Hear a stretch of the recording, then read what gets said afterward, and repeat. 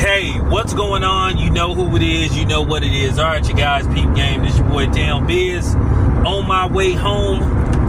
So, I thought I'd knock out a couple of videos, a few videos maybe.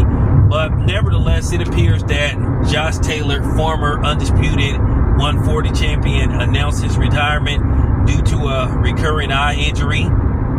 Josh Taylor had a great career, but I think maybe he stuck around at 140 a little too long, and maybe he should have moved up to welterweight a little bit quicker than what he actually did. But nevertheless, Josh Taylor was a great fighter,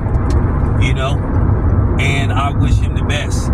But after losing 3 straight fights, you do have to evaluate where you are as a fighter.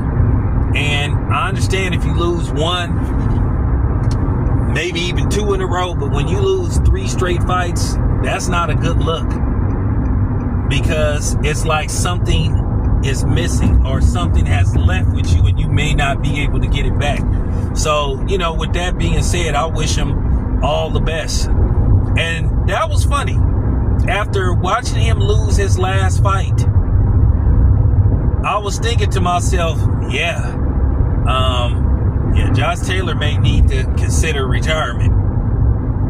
And I was just talking about that. Just go to show you, I know what I'll be talking about. And I think some of these fighters be watching these videos and stuff, and I think they'd be like, And I've interviewed Josh Taylor a couple of times, so, seemed to be a nice guy and everything. I interviewed him going to the Teofimo Lopez fight. So, with that being said, once again, Jack Catterall sort of like was the beginning of the end.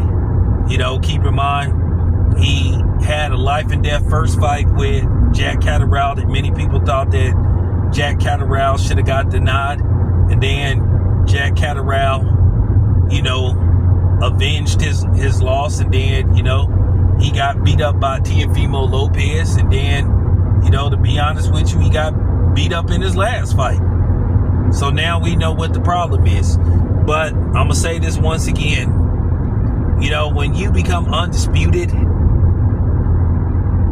usually that makes you pretty much a surefire Hall of Famer. So I do think that Josh Taylor is going to find himself in the Boxing Hall of Fame. I would vote for him. I would vote for him. And I think he's going to get into the International Boxing Hall of Fame. So with that being said, I'm going to end the video on this note. It's your boy Town.